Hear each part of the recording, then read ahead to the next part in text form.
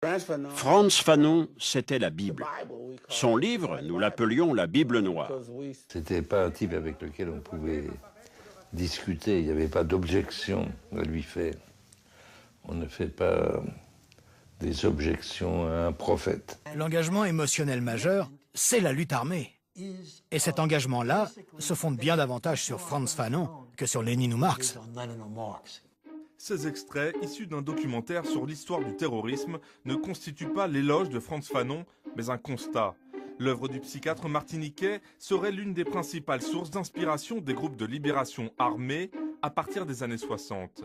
Il incarne l'internationalisme qui fait rêver véritablement tous ces jeunes gens qui, d'un bout à l'autre de la planète, veulent lutter pour l'indépendance, veulent lutter pour la justice et au nom de cet idéal vont se lancer dans la lutte armée, voire dans les actions terroristes.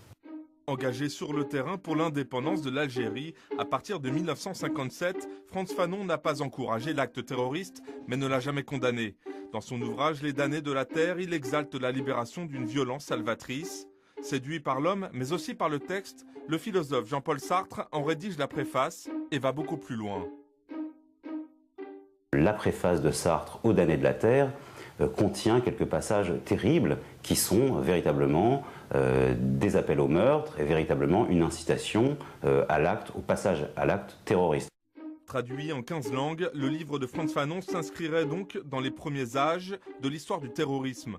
Michael Prazan y rappelle que l'œuvre d'un intellectuel dans l'histoire résonne au-delà des mots et projette parfois les hommes jusque dans le sacrifice ultime, celui de la vie des autres.